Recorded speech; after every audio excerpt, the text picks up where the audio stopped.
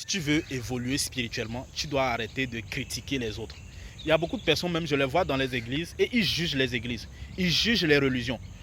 Quand bien même que toutes les églises déjà, ils parlent de Jésus-Christ déjà, ils jugent même les églises. Ils jugent même, vont jusqu'à juger même les propres fidèles de leurs propres églises.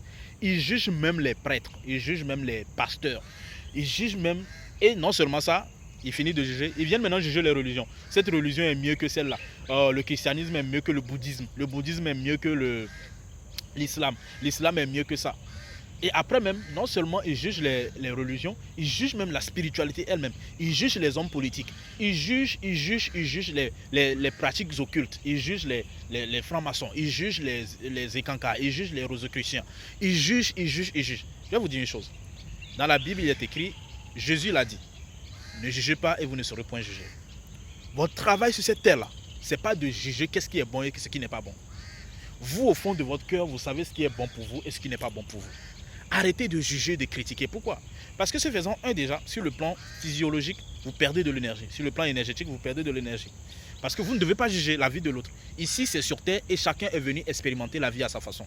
La vie est comme un laboratoire où chacun vient faire ses expériences. Donc, si quelqu'un décide dans cette vie d'être sorcier, où est ton problème?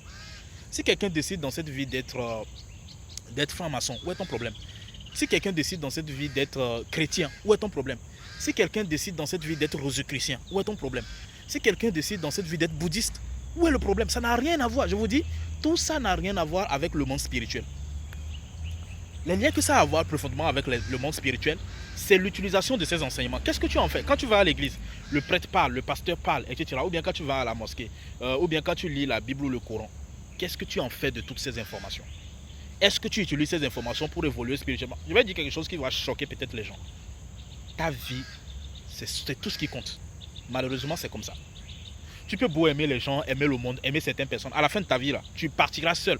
Tu vas te rendre compte seul. Tu auras ta bagage karmique comme ça. On ne va pas dire tes dettes karmiques sont avec les dettes karmiques de Emmanuel, non, de tes enfants. Non, tes dettes karmiques seront là avec toi. C'est comme ça ça marche.